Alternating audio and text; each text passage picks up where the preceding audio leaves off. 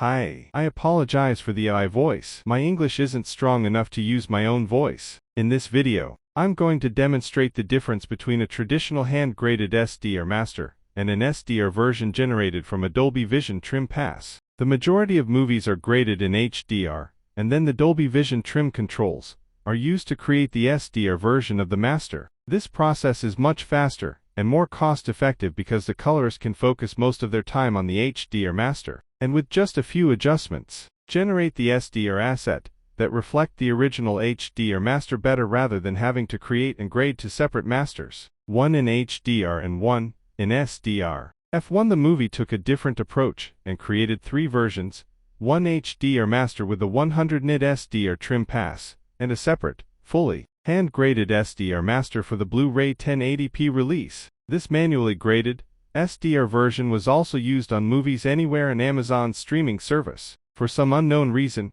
iTunes chose not to use the SDR master and instead delivered the Dolby Vision 100 nit trim pass for their SDR release. I thought this would make an interesting comparison between the HDR to SDR workflow using a Dolby Vision trim pass and the traditional SDR hand grading approach. In a traditional SDR hand grading workflow, the colorist starts from the camera logs, which are essentially desaturated images. From there, the colorist builds the colors, contrast, and black levels from scratch. This process is very time-consuming and requires just as much effort as creating the HDR master. In the Dolby Vision SDR trim pass workflow, the colorist performs the Dolby Vision analysis once the HDR master is complete. After the default tone mapping metadata is generated, the colorist can immediately see how the image looks in SDR and compare it directly to the HDR master with a single click, making any adjustments as needed. As you can see, with the trim controls, it's very easy to make your SDR version look almost identical to your HDR master,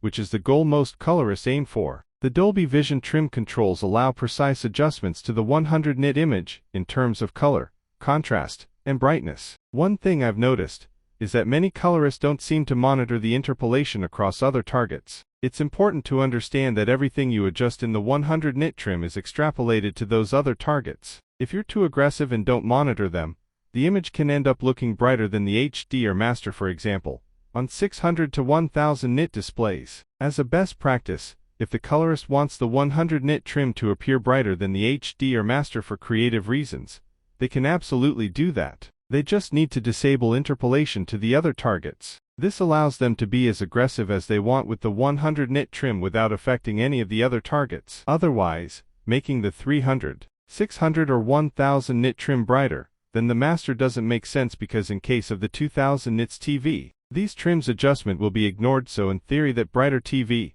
will get a darker image than the 600 nits TV because of bad trims.